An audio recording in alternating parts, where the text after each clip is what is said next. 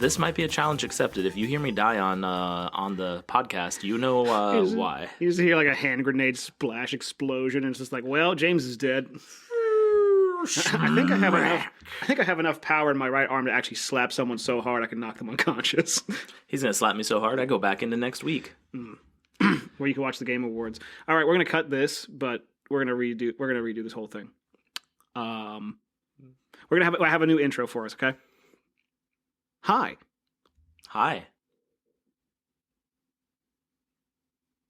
Okay, episode over. Wow.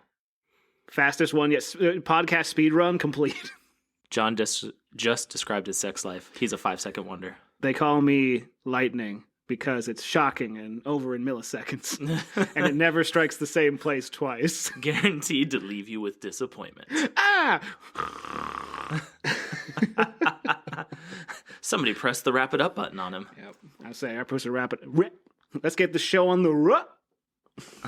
So, ladies and gentlemen, boys and girls of all ages, welcome to Episode 10, a dedicated episode that we, near and dear our hearts, would not be here without you. So, welcome to Episode 10.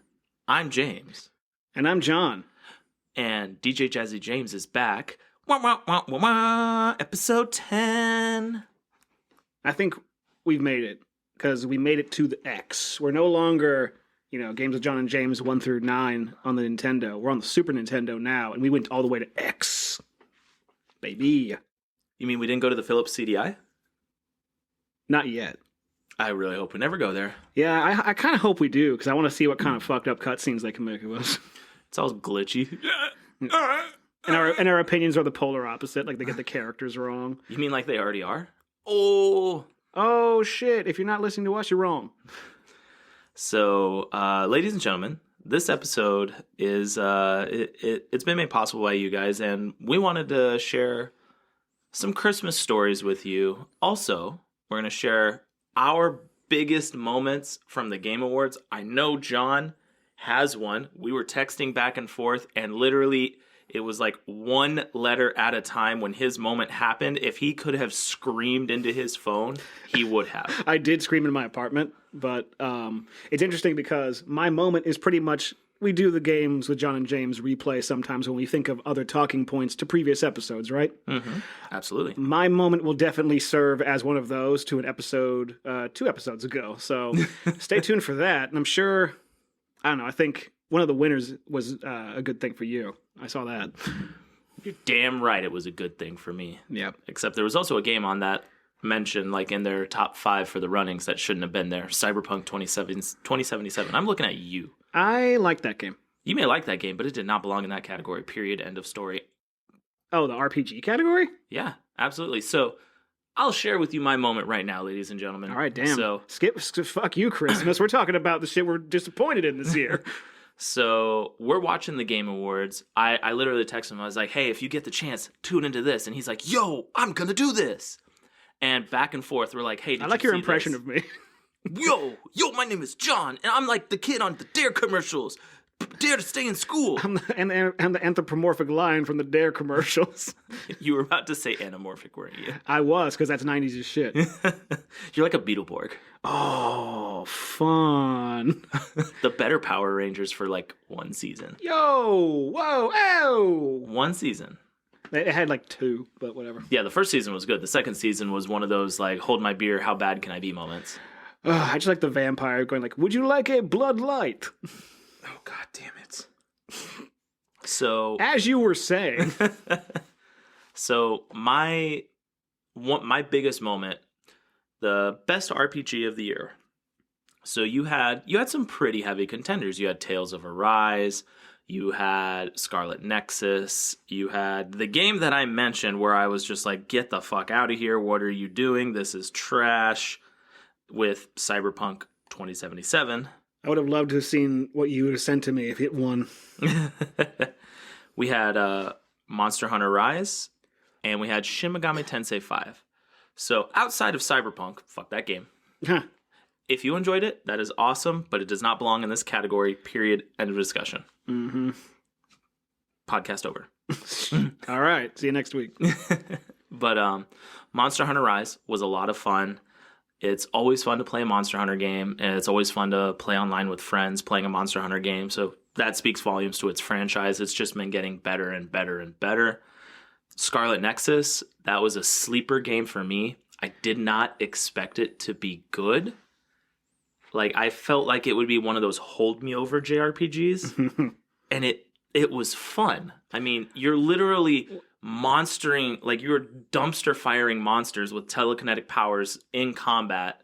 You do have limited use of it, so I won't spoil too much, but it's really cool to be like, what am I going to hit you with? Oh, yeah, that over there. Die. I was going to say, so it's Astral Chain 2.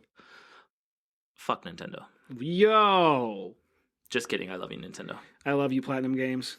Take it to me. Have my babies. I don't know what you're going to do with them, but you can have them. No, Astral Chain was also a very good game. If you haven't played it, John gave a good mention. I second it. You have the James seal of approval for an RPG. Say Astral Chain is like if you're a cop who's also a Persona character, but you don't do turn-based combat, so it's already an ace in my book. So then you have Shin Megami Tensei 5, which is more like shit Megami Tensei 5. Am I right? I'm totally kidding. So the Shin Megami franchise is divided into two. You have the Persona and you have Shin Megami Tensei. So Persona is a little more lighthearted, it's a little more endearing. Persona 5, as we all know, blew up in every way possible. They literally made Persona 5 Royal last year. And Strikers. Yep. And yeah, Strikers came out this year, actually, I believe, if I'm not mistaken, like at the beginning of the year, right? Yeah, it did. And I'm just like sitting back thinking, like, how many, like, you know how when Final Fantasy X got 10-2 and Final Fantasy 13 got 1, 2, and 3, you know? Mm-hmm. That shit's crazy to me. Just like the naming convention alone of that. But then again, it's Square, so whatever. I mean, they're going to milk it as much as they I'm can. going to play Kingdom Hearts 2.85, please. 2.999999901. I'm just edging on the way to fucking Kingdom Hearts 3. Yes, give me the game. Oh, God, no, don't give me the game. Put I'm it going back. back in. I'm going back in. I just like the idea of someone nodding, like, put it back in. Just sucks it back in. It's like, "Ah!" It's like reverse toothpaste. It's like that commercial. Oh, you almost got it. Here's $1. Oh, you almost got it. Oh, God damn.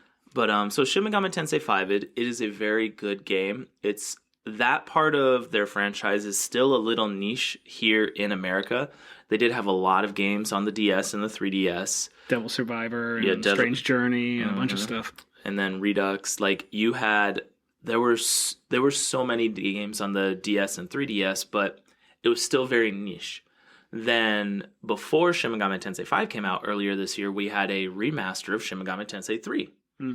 And that kind of, a lot of new gamers for the mainline franchise, it like really turned them onto it. It's like, oh, I can go play Nocturne. And Nocturne is by far one of the hardest in that series, with the exception of a couple on the DS and 3DS.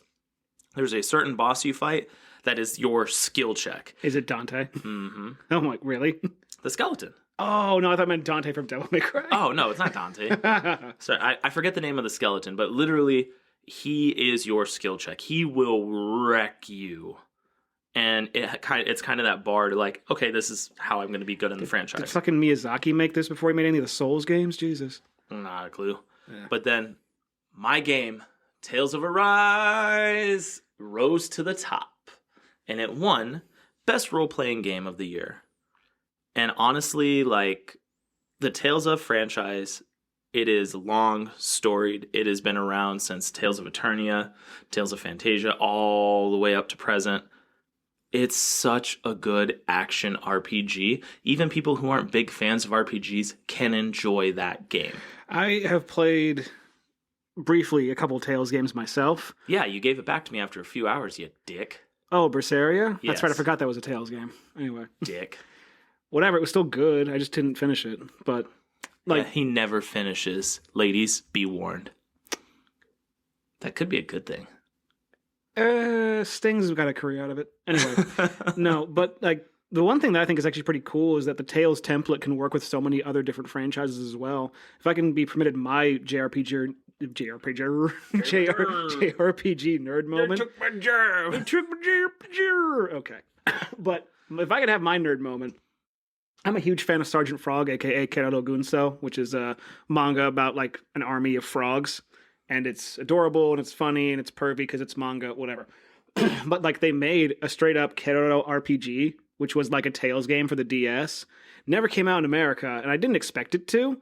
But my God, I wanted it so bad. Because, like, you take a template like that, it's like, okay, we have a storied franchise where we've developed this stuff, like, over and over. We have a great battle mechanics. Let's just slap some cartoon characters on it. It's like, yeah, okay, do that shit. That sounds fun. Yeah, sounds great. So, like, Tales of Arise, it's a very good way to get into the Tales of series. They are across all the consoles you can imagine. Hell, I mean, they even remade Tales of the Abyss, which was a PS2 one, on the 3DS, so you can even experience it handheld on your 3DS. I gave that one a try as well.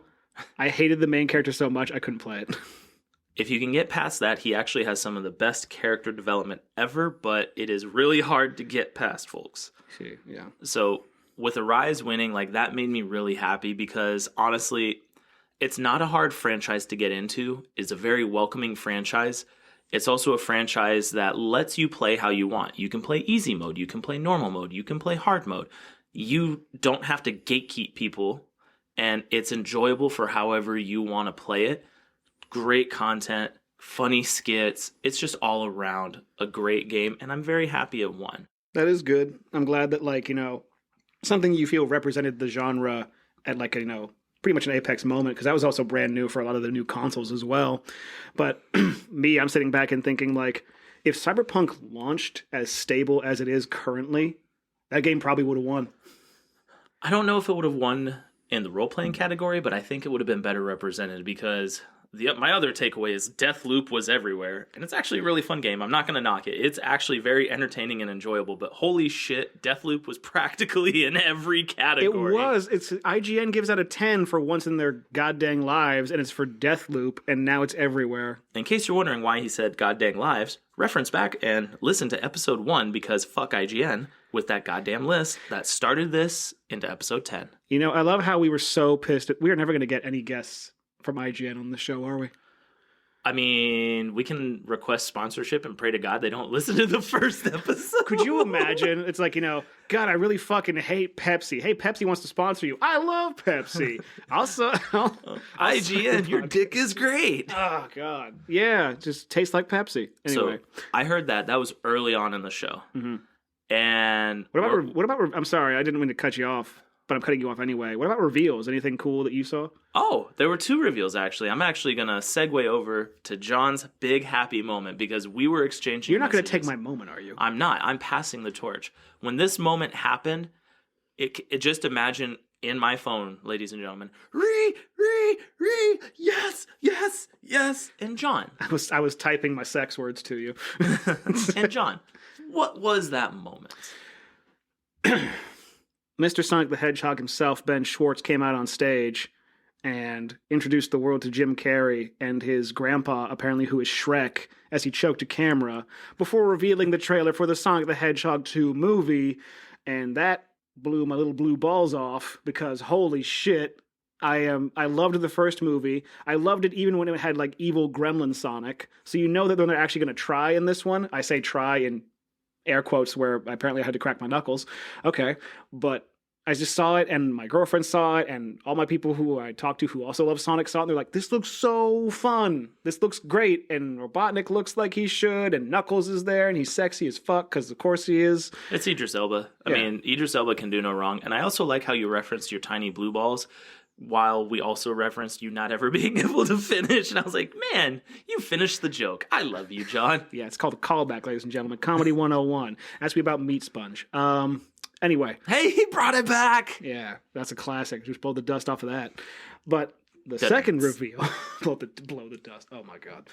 Stop. Anyway, the second reveal, because Sonic fans, we're going to be eating good in 2022, baby.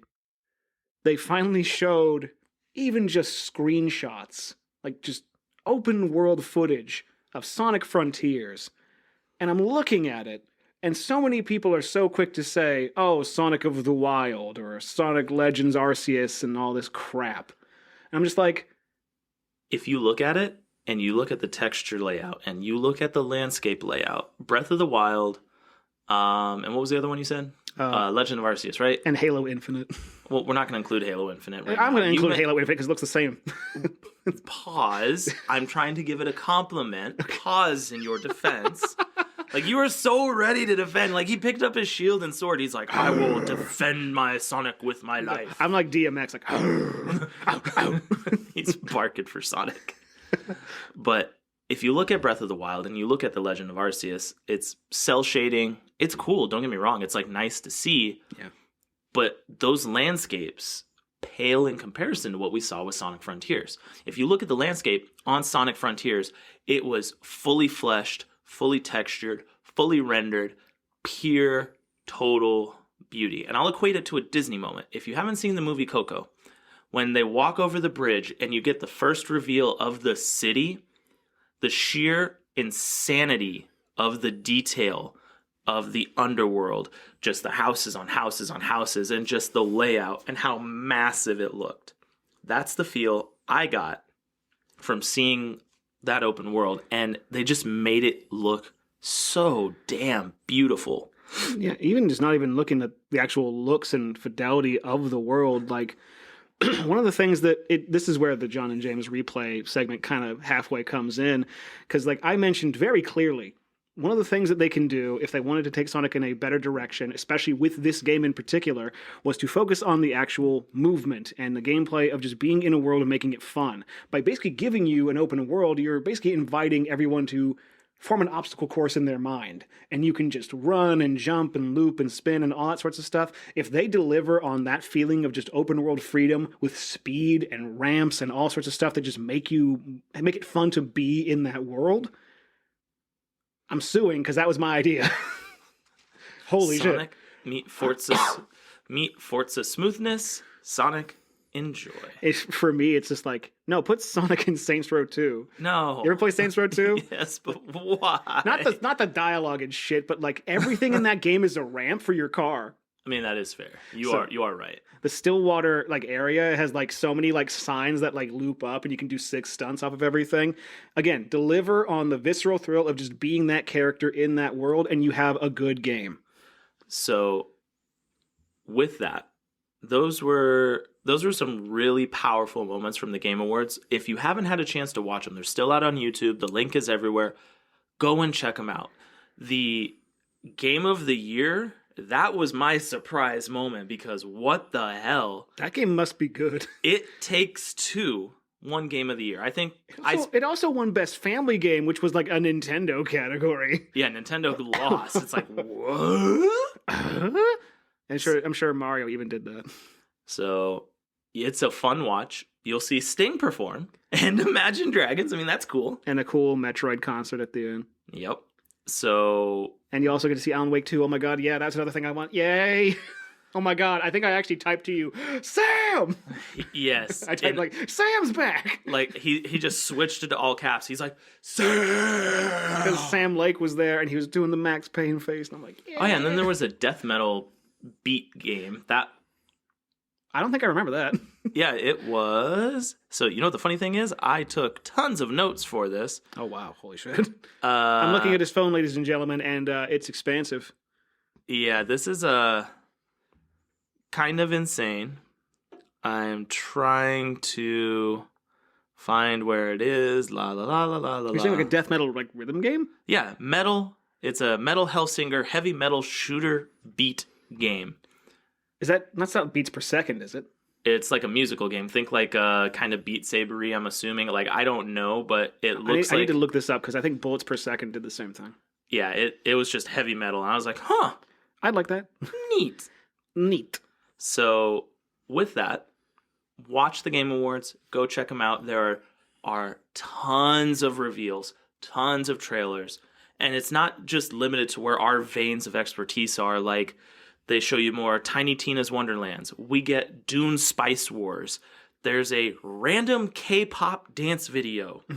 Rumbleverse. New Star Trek game. Star Trek Resurgence. And then they ruined it with fucking Quantic Dreams at the end. Crossfire. Looked really cool. You'll get caught up in the... There's a Vampire Battle Royal coming out. Yep. Lots of good stuff, man. So, watch it. while it's still fresh, so you get that cool feel before it gets spoiled and you're like, oh, cool, neat, I heard about this. Yeah, IGN already gave it a 10. Yay, IGN! All right, so I think that wraps up our Game Awards conversation. So don't touch that dial. It wouldn't be a Christmas special without some Christmas memories and wonderful Christmas moments. So yeah, we're going to be telling you some of ours, gaming or otherwise, right after this, so stick around. And get those warm Christmas touchy-feelies, warm and fuzzies in your nipples. We're here for it. You can't drink mulled wine with your nipples. We'll be right back. Don't go anywhere.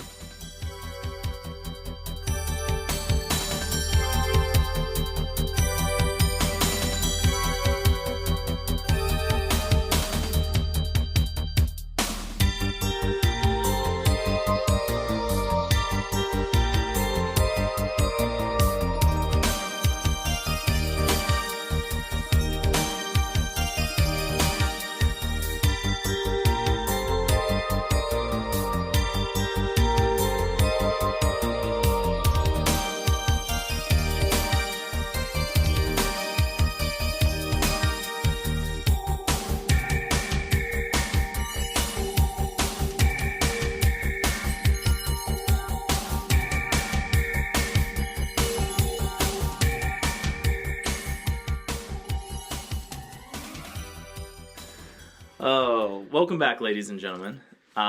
So it wouldn't be a Christmas special without some fond Christmas memories, moments, shenanigans, what the fuckery. I don't know what your Christmases are like, but hopefully it was hopefully there's less of the what the fuckery. Hopefully you got at least a cool Game Boy or something. So, one of the moments that I want to share with you, and honestly, this time of year, it's really fun to be a gamer because if you have family or friends that truly know you, chances are they're going to surprise you with something that you've been wanting, you've been hoping for, or you just haven't had the chance to play. Because ultimately, friends and family, they know us. At least I fucking hope they do. I also like how we just jumped right into the actual topic because, yeah, we don't have to preface Christmas. Everybody knows what Christmas is and what happens at Christmas. You mean XMas? XMas. Keep the... X gonna gift it to you. Oh. X gonna gift it to you. Oh, and he's dressed as Santa. Oh. Darkman X, please come back to us. Cue DMX singing Rudolph the Red-Nosed Reindeer? Don't tempt me. I was going to have like a soundboard of just, in the background.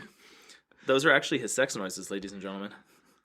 No, it's bitch, please. Oh.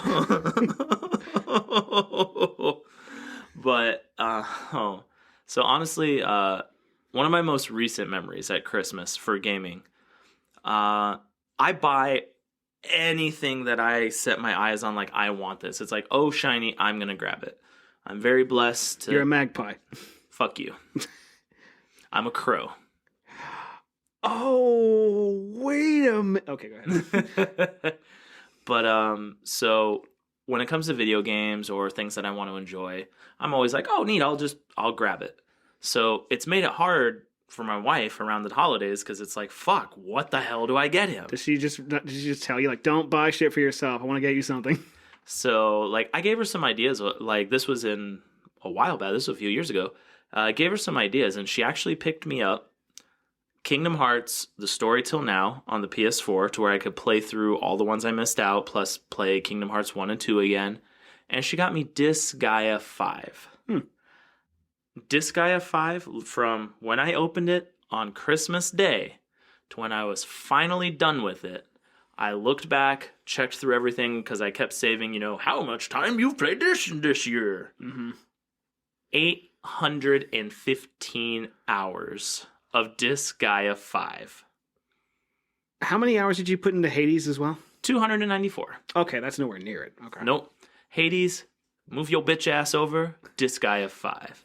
Which, by the way, we didn't find out, so that was the sound of me punching John because, you didn't buy it. I'd also like to report a domestic disturbance. That's not funny. Never mind. Help, I need an adult. Why? My podcast host punched me because they didn't buy the game. You just make a fist. I'm an adult. I need the adults. Oh, God. But Child abuse is not funny. It was even though I had like given her some ideas for what to get me, it was such an awesome moment. Like it just brought me back to my childhood of Christmas Day, gaming away, having such a good time.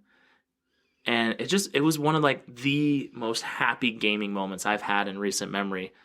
I overplayed the game to the point where anytime they talked or anytime the sound effect when an enemy is hit, I had to mute the TV as it happened because the look would come across the house and be like, God damn it, turn that off. But it was worth it. Holy shit. But yeah, like that was... Dude, you're describing a very classic, like a textbook moment for a lot of us who grew up playing video games. Is like, it was your birthday and it was Christmas or whatever holiday, non-denominational holiday you like to celebrate out there. Those were like the video game seasons where like the cool thing would come out, and if you were lucky, you could get it. Even with the ones where it's like shortages, like if you wanted a copy of Mario 2 or something like that, and your parents had to go to different game stores to finally find one copy, it's like, that's insane. 'Tis the season of the meat sponge. John sucks it up. La ha ha. I don't know why that happened, but okay, I'll just roll with the punches. So that was a very recent memory for you. I'm trying to think of a recent memory for me, because I have plenty of good like video game-ish memories for Christmas when I was younger, and I think I ran into a similar problem when you're a grown-ass man, because like we're both over 30 at this point. Yes, we're very old gamers. You must respect us because we've been doing this for such long time. Why'd you turn Russian? And also, okay, boomer, but... Get off my fucking lawn. Don't touch my Gran Torino. I'm a racist Clint Eastwood. Also known as regular Clint Eastwood. Anyway, no. We're never going to get him on the show. Who gives a shit? Anyway, so I want to jump into one of my favorite holiday memories around Christmas time. And that was when I got a copy of a game, and it was a Sonic game, and it was great because that entire Christmas when I lived in my old house, I used to live on the east side of Portland across the river, and in that old house I remember going downstairs, seeing the Christmas tree in the corner, and I think it was my brother and myself, we both basically just got nothing but Sonic shit the entire day. Even your parents knew you had the Sonic boner. Exactly. When we were like 6. Gross. Anyway, he even said it, folks. No, but like what happened was like it was always kind of like that, because when you were a kid, like, you know, one year it's Power Rangers, one year it's Ninja Turtles, one year it's whatever, right? Like you kind of have your favorite thing of all time, and that kind of, when you're that young, that's what happens, right? It's true, but you didn't say what Sonic game it was. You just started... I want to know. You have me on pins and needles. So, what Sonic game was it? I'm building up to it, bro. Oh, so, okay. We got a Sonic Christmas, basically. So it was the comic books, it was like the stuffed plush toys, maybe even like a pair of slippers. And the piece de resistance was what my brother and I got as a shared gift, a copy of Sonic Spinball for the Sega Genesis. Yo. Sonic Spinball. My brother and I don't think we even went away from the TV until we beat that game. And anyone who's actually played that game knows that shit is hard. That is not a forgiving game. No, it's not, because there's only 4 levels, and I think what they did was like, okay, we got to make the little kids play this game for a long time, so make it just stupid hard. You remember the 7th Saga? That bullshit of a JRPG where we hiked up the Japanese difficulty back in the day? Well, you've explained it to me, so yes. That's Sonic Spinball is the 7th Saga of the Sonic franchise. That's how I'm going to equate it forevermore. I was going to make a joke, but I won't do it. Never mind. But yeah, like going through all of that, going through like the boiler room, hearing all the dope music and stuff, and what's funny was that game was also the only Sonic game that at that time that made references to the Sonic comic books and cartoon show. So my brother and I were just seeing like, I know who that character is, yeah, and like the bonus levels where like, you know, you're hitting the... We're talking the classic show with like the chicken and the little drone, the guy, right? No, that's the Adventures of. Those were in Dr. Robotnik's Mean Bean Machine, which is another game. Okay. I'm talking about the Saturday morning cartoon with the chipmunk and the boots who had the sexy voice. God damn it. Don't worry. There was also a rabbit character who was like part robot because she was like roboticized, who also had a sexy voice. If John's... No, I'm going to be polite on this one. It's a Christmas memory. John, bask in the sonic ambiance. Yes. But yeah, I just remember really good memories of my brother and I passing the controller back and forth, taking 1-player, 2-player turns, trying to beat this friggin' game. And we somehow, when we were fucking babies, we did it. Man, like, I miss those moments. It's like everything just kind of stops, right? It's such a rewarding memory because you're thinking of, man, why can't I have this again? Well, it's interesting because now let's get into some real stuff. We've both shared like one story. Let's share like one more after that, and we'll call that good. Okay. Oh, I actually have this one on deck. This one is probably going to make you laugh a little bit. All right. But before we do that, let's talk about the actual nitty gritty stuff about Christmas, right? Because the thing that we're going to realize as we get older, or if we even have children or something like that, curating that experience is really hard.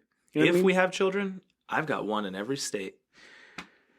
So you are an outlier in this discussion. Okay. But like what I'm saying is like when you're a kid, you don't think about it. You really don't, because you're a kid and your permeance in terms of like how the world works and how things operate don't really function the same, right? Yeah, it's you believe in Santa Claus, which of course he's real, so don't worry. It's a case of, I want this, please get me this, I get this, yay. Yeah. It's not a grand scheme of things. It's not I have to do this before I can do this. It's that childhood innocence which we lose roughly when you hit 14 to 18. Yeah, when you realize, depending.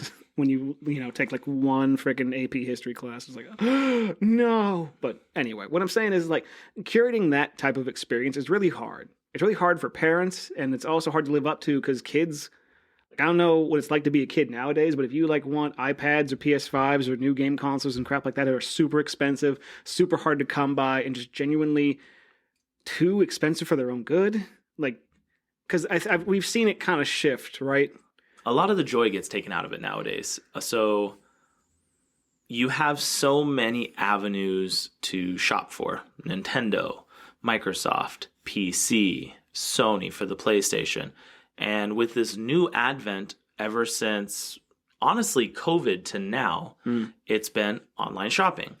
And with online shopping, there's technology out there for you to take advantage of it and basically shit on everyone else.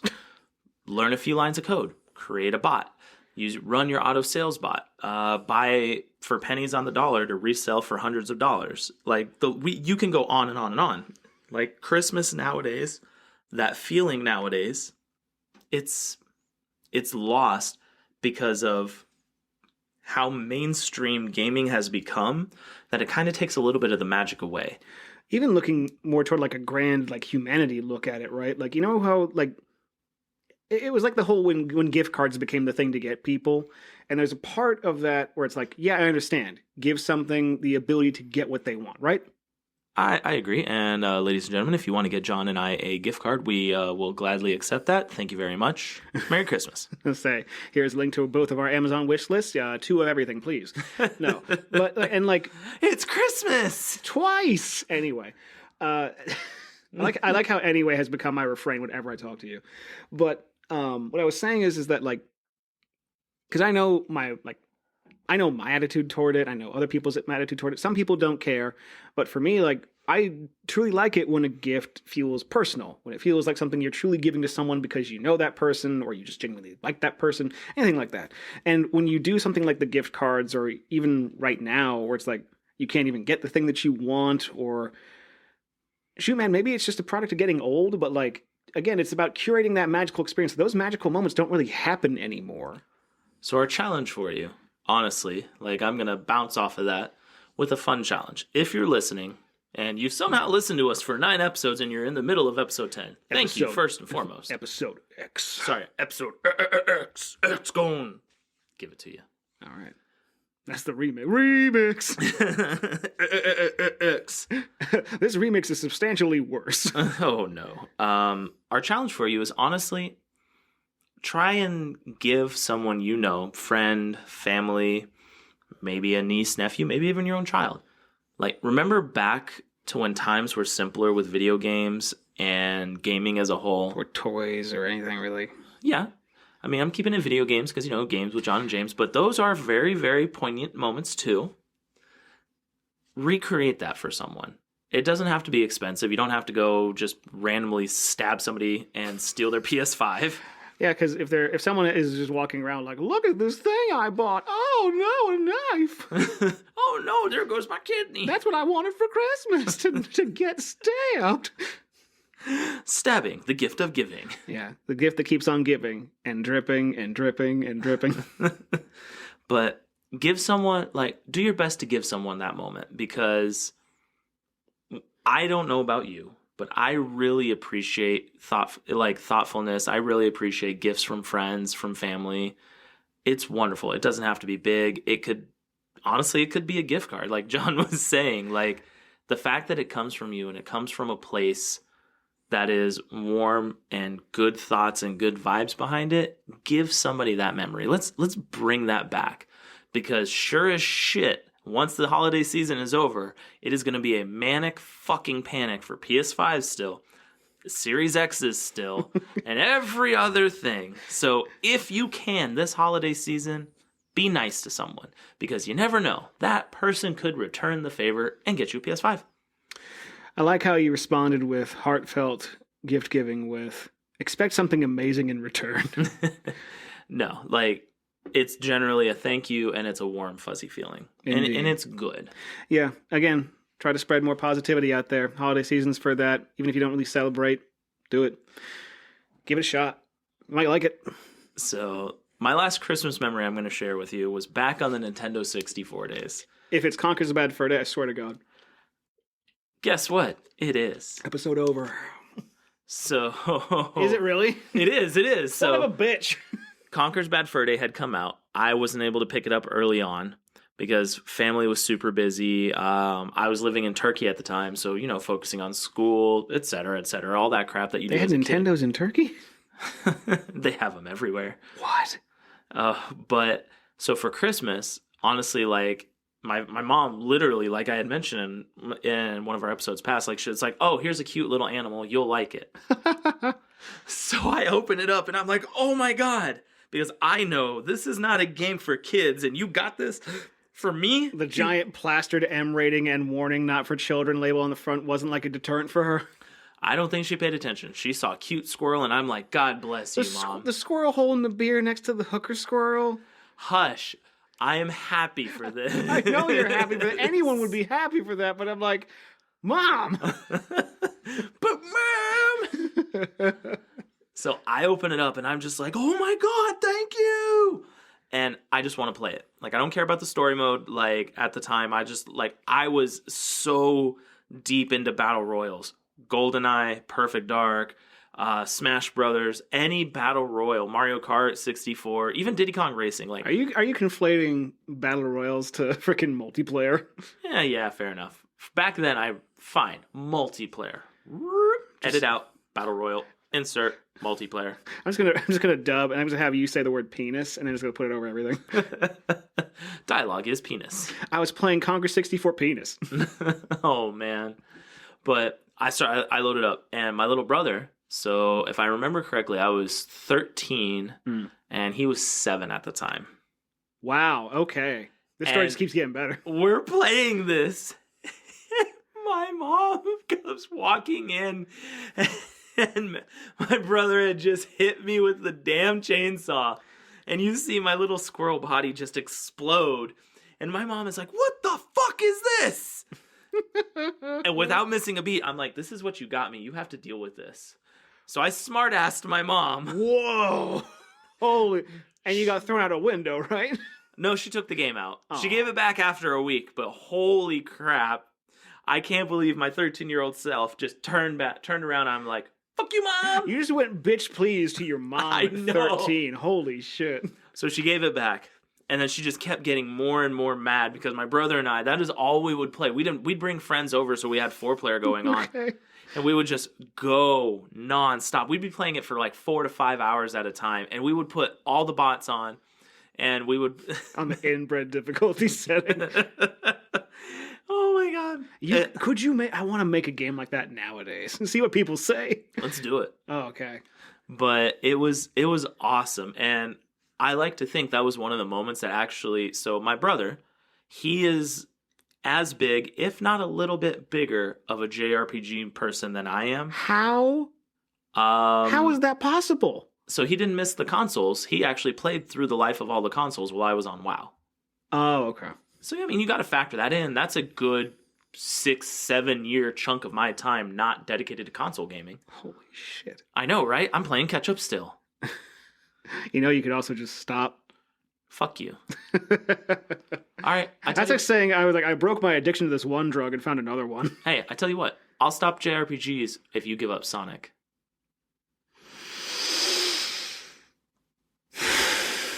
Ladies and gentlemen, he's looking at me like, you motherfucker. It's that scene in Far Cry 6, like, you fucking rat.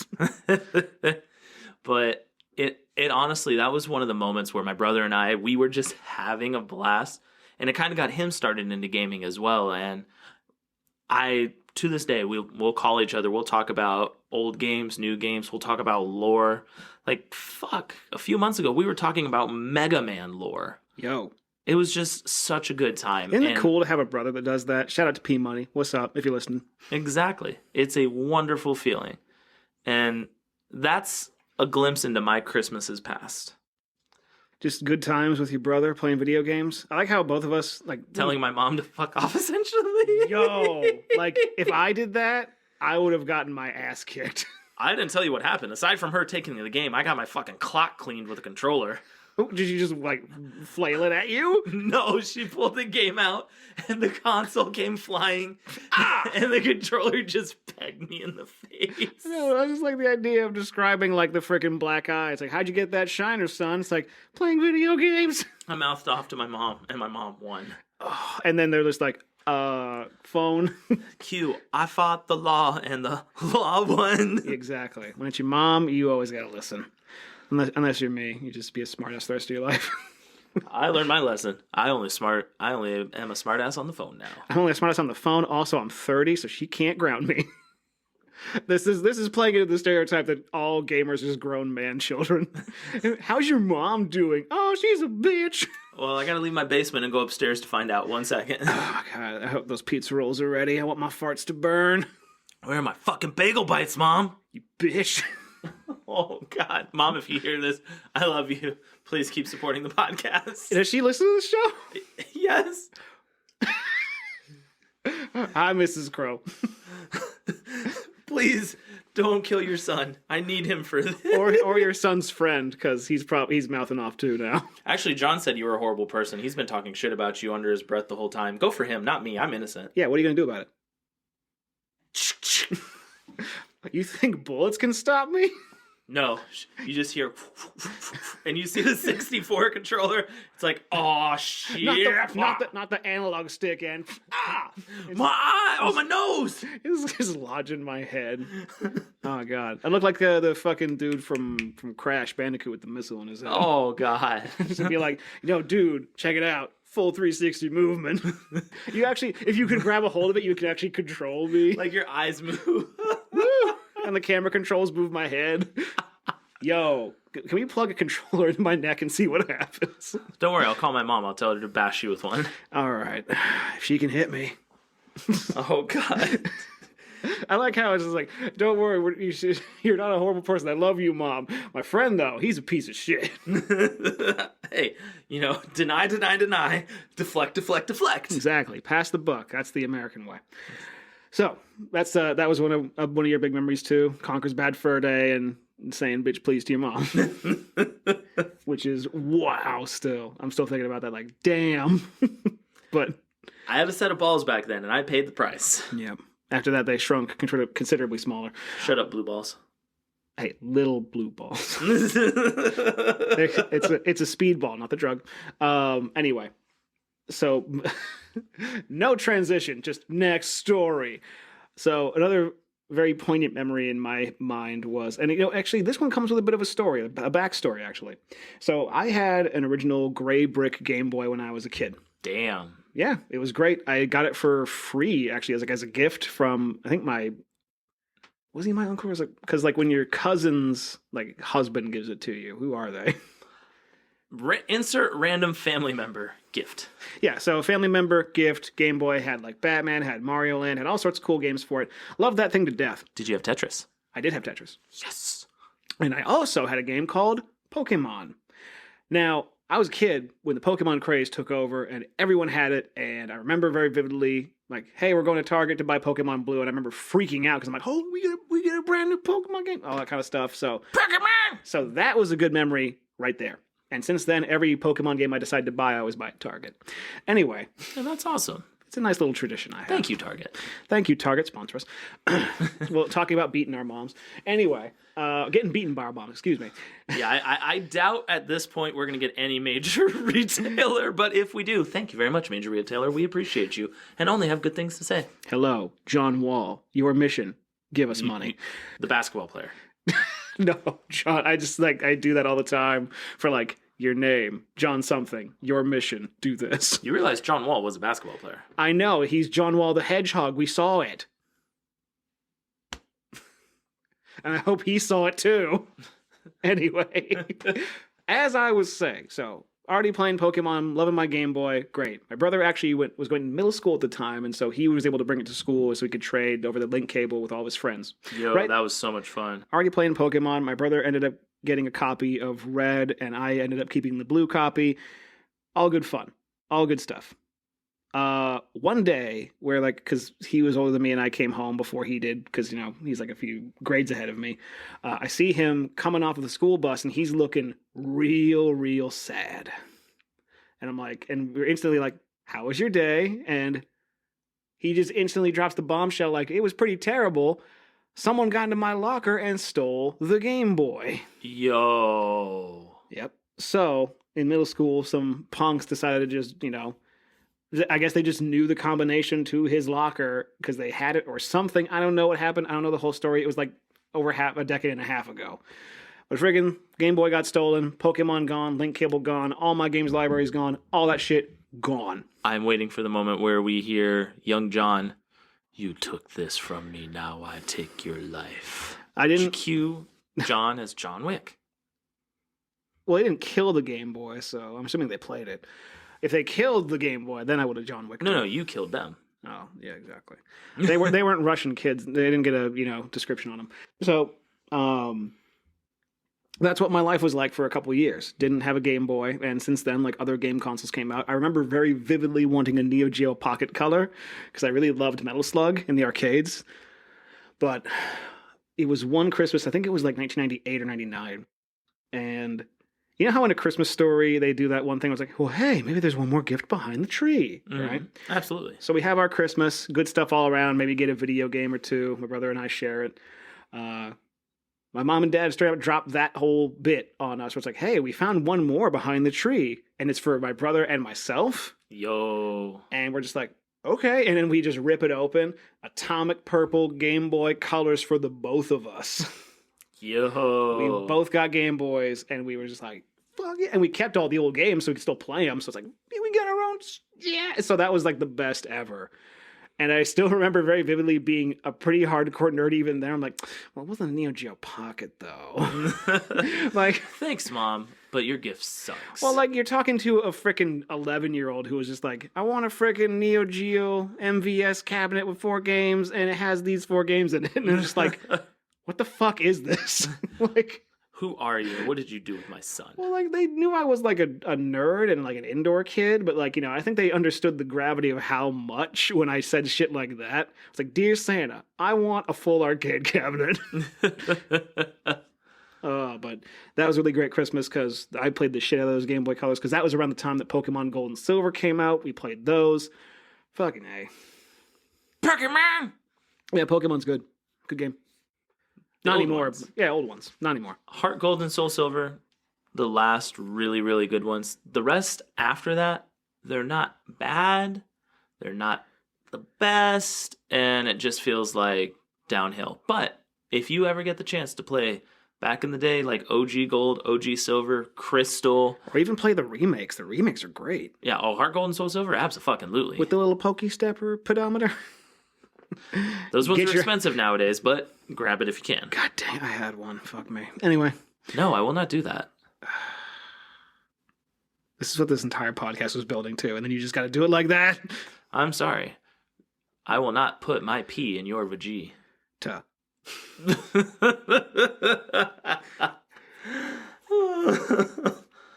Oh man. Honestly, this is a wonderful time of year. Share with your friends and family some powerful moments for you. It always, whenever I share these moments, it just makes me want to go back and play those games again. Like, I shit you not, ladies and gentlemen. I will be going home. I'm going to load up Disgaea 5. Pray to God my wife doesn't remember the sound effects, because if so, I'm going to have the mute button ready, and I'm going to go play it again. I'm going to go through the story, and I'm going to have a good time.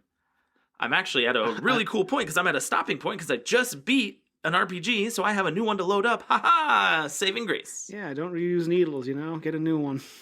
I mean, I used to be the guy at one point who would have an RPG I'm playing on the 3DS, an RPG I'm playing on Game Boy Advance, an RPG I'm playing on the PSP, on the PS Vita, on the Switch, and on the PlayStation. I picture you with like a weird carabiner of all these consoles just dangling from your hip, and just like, yeah, which one do I feel like today? And just like whip it out and start. It's like the it. Yu-Gi-Oh! Duel thing, like the arm thing. It's time to play. Yeah, and then you're just sitting there like, huh? We had those back in the day. Like my brother and I both got you got the decks that go on your arm. Yeah, we had the little thing that goes on your arm. I was a dweeb. You were the coolest kid in school. It's like, and then what's funny too is that when you're a kid, you're just like, I'm gonna wear this shit to school. People see how fucking cool I am. So I didn't do that, but like friends would always stay over at the house, and my brother and I, we each had one for each arm, so we had two each. So when my friends came over, we were fucking idiots. We literally put one on each arm to where the blades are facing out. Oh, no. And we started sword fighting each other with it. It was awesome. I like how you pretty much invented a better game than Duel Monsters. I was Scyther. Yeah. Heyo. You were nerdy Scyther. Nerdyther? Point Scyther. Cynerd. There we go. That works. So, Print it. Done. New Pokemon. Cynerd. It's literally the exact same drawing from like the original games, but it has dark rim glasses around it. Jesus. Oh no! It's what was the dude? Ralph. Like the one. Like remember it was oh man. You mean Ralph from the Muppets? No. It was fuck. Some website out there had made this series, Pokemon Ralph. Or whatever it was, whatever the kid's name was, he's like going around, like killing Pokemon, gets the shiny Bidoof. What? I'm gonna have to show you this. What the fuck are you talking about? But it's Pokemon Rusty. That's what it was. Okay. Do you still have no idea? Do you? No, absolutely not. Cool. I know what I'm showing John after this, but it has Rusty's face on it. Okay. All right. But I guess I'm gonna be traumatized. See you later. If you get the chance, ladies and gentlemen. Have that moment this year. Friends, family, loved ones, casual coworkers, like share those moments. Bring them into gaming how we were brought into gaming. And let's just keep growing the community because it's fucking awesome. With the exception of, like Call of Duty chat rooms and things like that. But it's fun to go in there and just troll. Are you John? And do you live at so way? Yo, I remember that video from back in the day. That was the shit. That was so wild. It was like, I'm sorry. But that's been our Christmas take, and we actually aren't leaving you just yet. So stay tuned. We honestly have a wish list that you should get. Because what's Christmas without looking forward to New Year's, man? Gimme. My name is Johnny. Tuh. Anyway, so don't go anywhere, guys. There's still a little bit more of the show left. Stick around, and we'll tell you what we're looking forward to in 2022.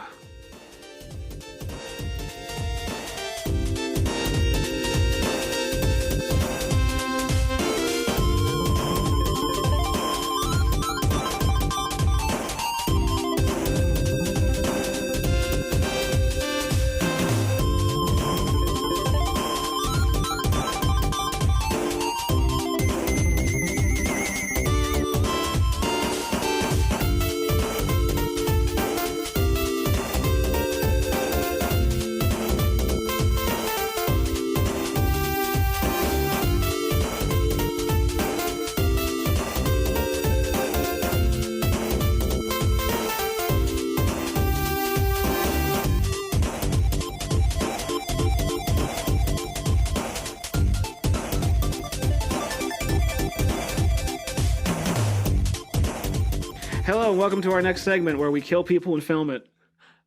I mean, hey, that's what everyone wants to do for a wish list, am I right? Yeah, kill all the things we hate and get all the things we love.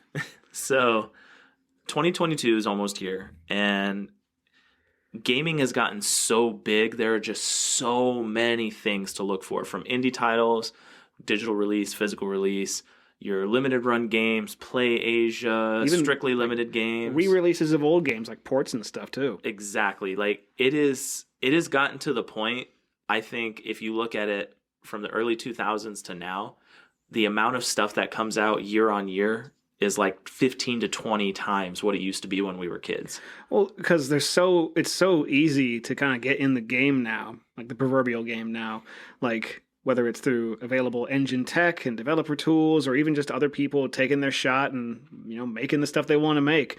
Like, it's funny because I'm already jumping ahead and thinking about the stuff I'm looking forward to. A lot of it is more on that independent side. Even just looking at a quick list of like, here's all the stuff coming out next year, like Sonic Frontiers and the Sonic movie. Yeah, I already talked about that. But like, indie games, man, they're picking up the slack. So, honestly, game-wise, I have two I'm really looking forward to. Obviously, there's going to be a shit ton of JRPG releases, but I want to tailor it to...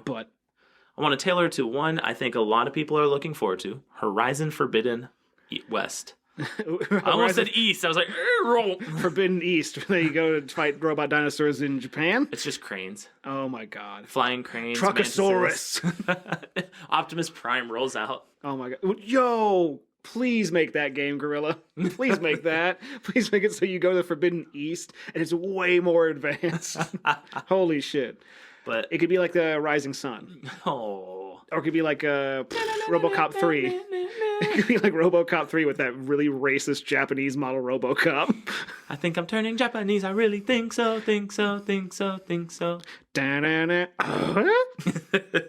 But honestly, that game, if you watch the Game Awards, you got to see a little bit more gameplay. You got to see a little bit more of the world.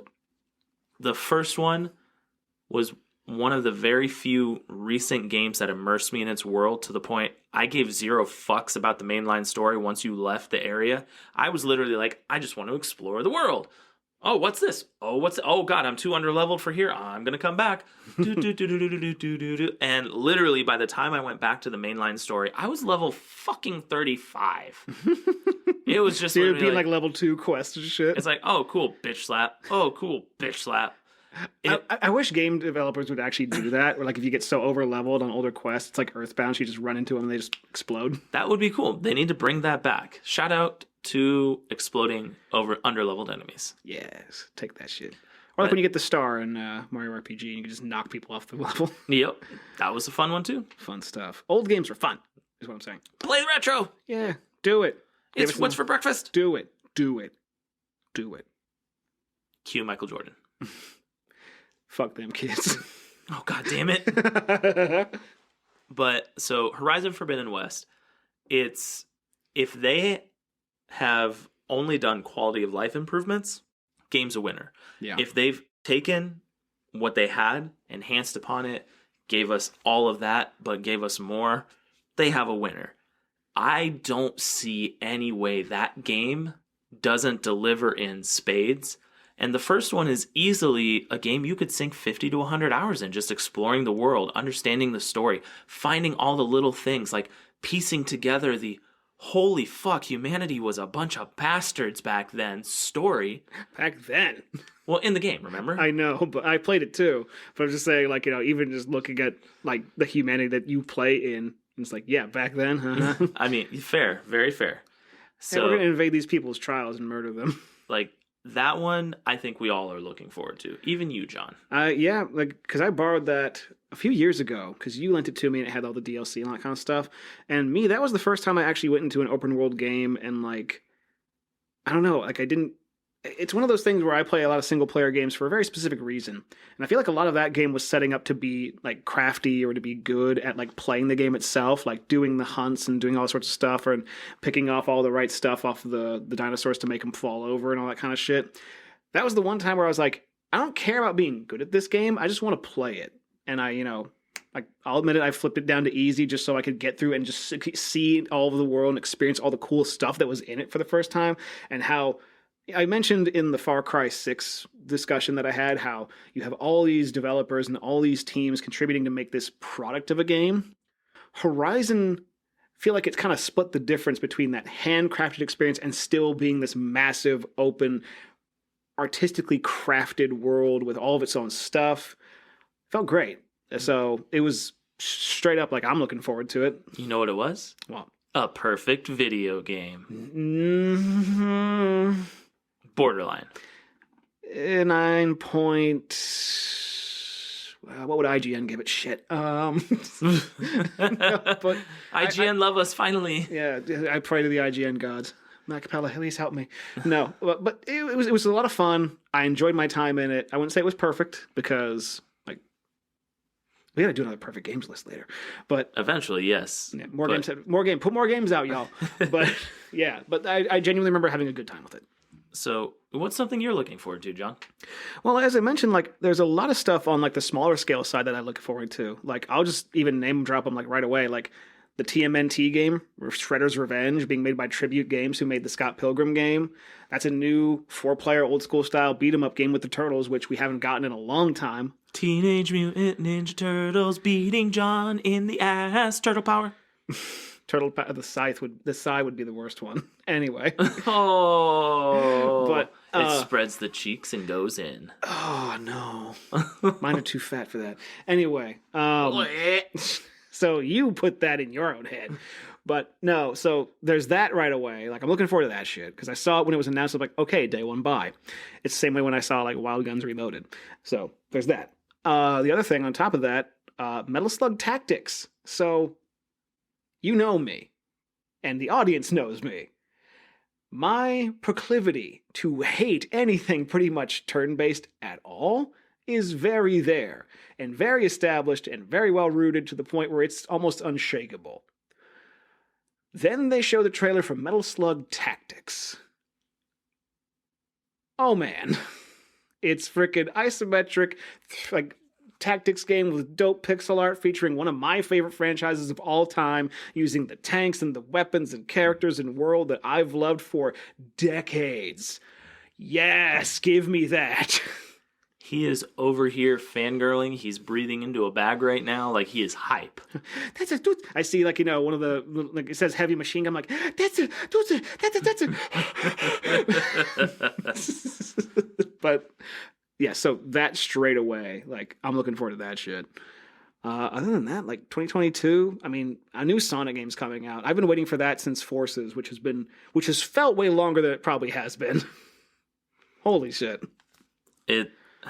I think the smaller scene, like you mentioned, like there's indie games, smaller scene has only just blown up. Mm-hmm.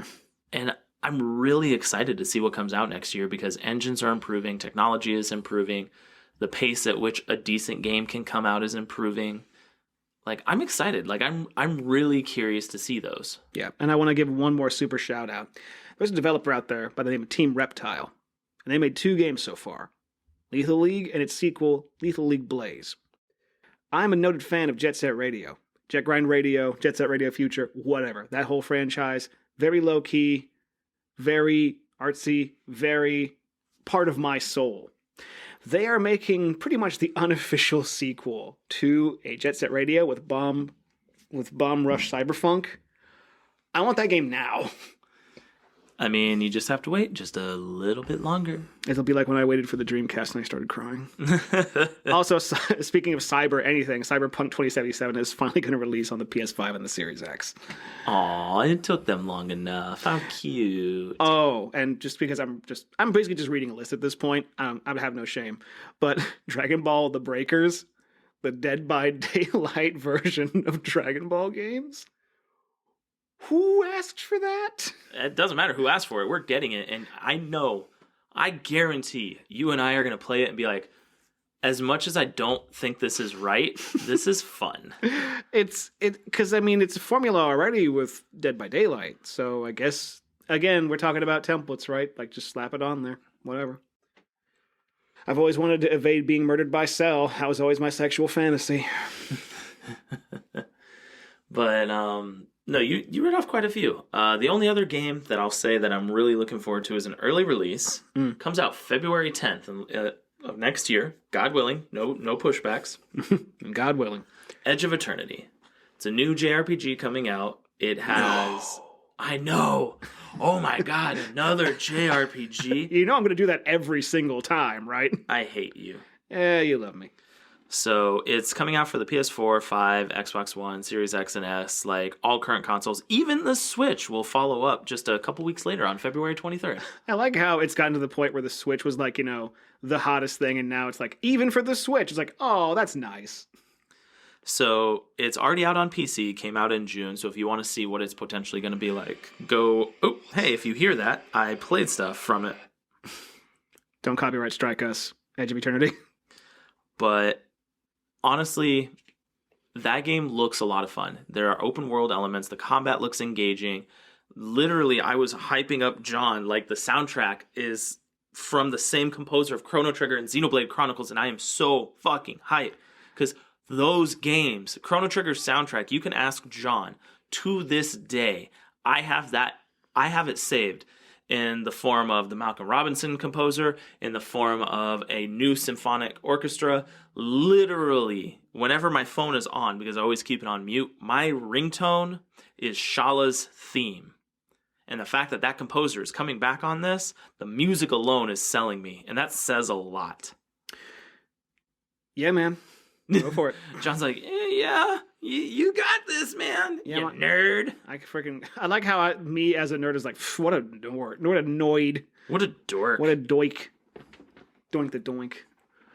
But yeah, man, that's exciting. That's pretty cool. Like, legacy content, it's like when Manami Matsume did music for Shovel Knight. It's like, you did Mega Man shit. Mm-hmm. And for me, this is my last thing that I'll say on my wish list. And I brought it up, and I think in part, like, you were intrigued by it as well. The Steam Deck. That's right. The better Switch. The new Switch that, Nintendo doesn't want to make. The fact that your Steam library will now be true portable, holy fuck. As someone who has actually valued taking that experience with me on the go, I've always had gaming laptops. I never really had rigs. That's awesome. Like, that's a really valuable thing, especially because they even showed, like, oh yeah, it'll also just function as a PC if you just plug it into a monitor.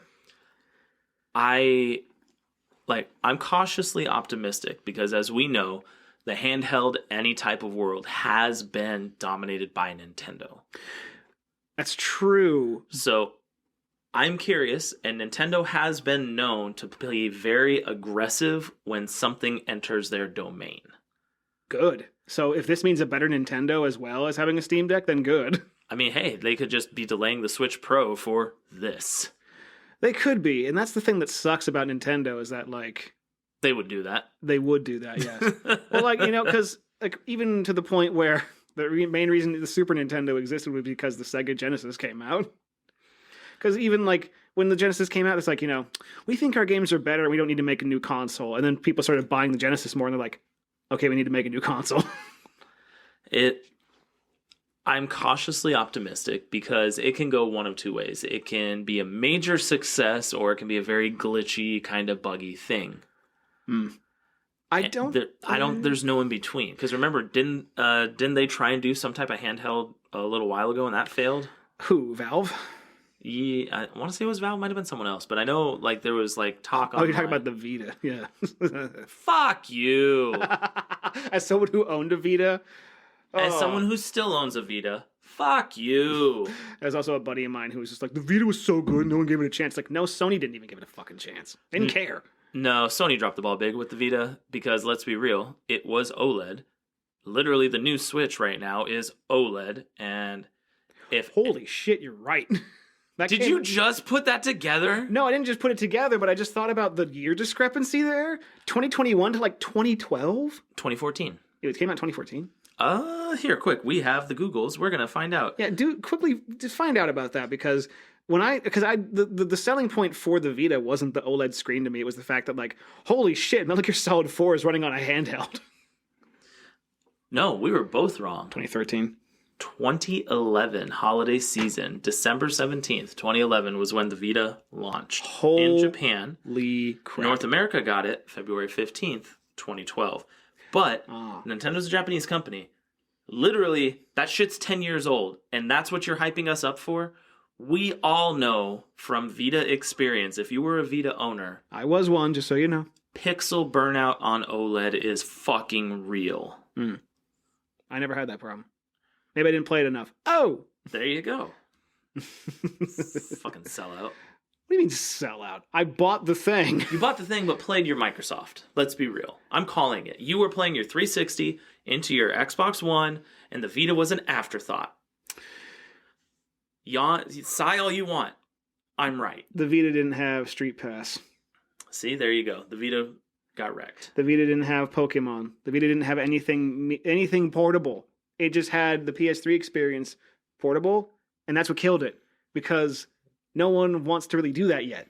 You know what I mean? And now look at how sought after it is. Like, because it's rare, I guess. Well, yeah, but so for people who love RPGs, that thing was literally 9/10 of its library was a JRPG. Most of them did get ported over to the PS4. You want to know why? It's because the Vita was big in Japan.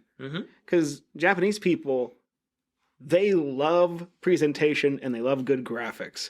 And they love their JRPGs, which to them are just RPGs. I'm pretty sure when we bring over like Oblivion, they're just like, oh yeah, dog shit. But no, it's what I'm saying is that like Japanese people just as like a culture, they love the presentation of things and they love really good graphics. In terms of graphics wise, Vita blows the freaking 3DS out of the fucking water. So that was entirely supported by a bunch of shallow graphics heavy, graphics loving Japanese people who kept that thing alive. So I'm optimistic for the Steam Deck. I really do think, like, tailoring it back. What the fuck did we talk about for the last 10 minutes? Well, I don't know. We tangented hard. Yeah. But that's the best part about us, folks. You get to tangent with us and look into our psychotic, manic tangents. I just want to see live comments like, get on with it. God damn it, I'm here for this, not this, God, mother. Talk about Valve. I need to jerk off to a picture game. No. Oh, but if you have the chance, if you have a vast Steam library, if you're new to Steam. I have a vast library, holy shit. I just thought about that. Pick one up, because this could be the thing that allows people who have been exclusively like PC. If you didn't have a mobile gaming laptop, you were always in your house with a rig. This now gives you the capabilities of enjoying it mobile. I think that is a good bridge to say, whatever. There's no more PC Master Race. There's no more Sony fanboying, Xbox fanboying. Everybody can do everything, with the exception of Xbox. Get a handheld. Why? I don't know. Halo on the go would be kind of fun. Well, I have a solution for you. It's called cloud gaming, and soon you'll play Xbox on whatever the hell you want. Microsoft, fuck you. And they just put their shades down like, yeah, whatever, nerd. So, honestly, thank you for sticking around for episode 10. Like, this has been the most fun I have had in a long time recording this podcast with my good friend John. Thanks, Dick. I just included you, jackass. No, I thought I was making a joke because it's like this is the one episode you had fun with and the other ones weren't. Oh, I know what you did, but you inserted it at the wrong time. You should have waited until I paused. You inserted it at the wrong time. We'll let that marinate. Marinade. You don't know how to English, do you? I do, but I get excited, and then it just goes out the door. But thank you for being around for our Christmas special. Stay tuned. We are honestly, every week we're going to keep having episodes. You know the drill. Find us on Instagram at Games with John and James. Facebook the same way. We're on Apple Podcasts, Spotify, Google Podcasts, hell, Amazon Music. We're still featured there. Find us at our house if you're a weirdo and know how to find us. What's that you say?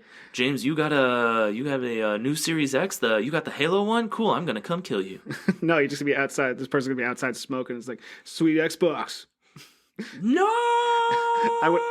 I'm gonna hear tapping on my window and be like, I'm on the 3rd floor. What are you doing? What are you doing? Spider-Man with his organic webs. I don't want to know where he makes that.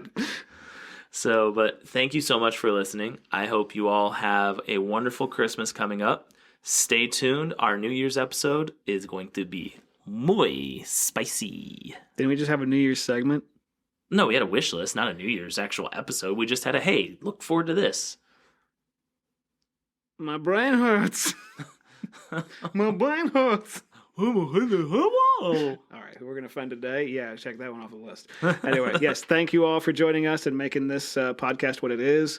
We're going to keep going and provide some entertainment, especially in like the humdrum times for the holidays. So look forward to some new episodes coming soon, y'all. I'm John. And I'm James.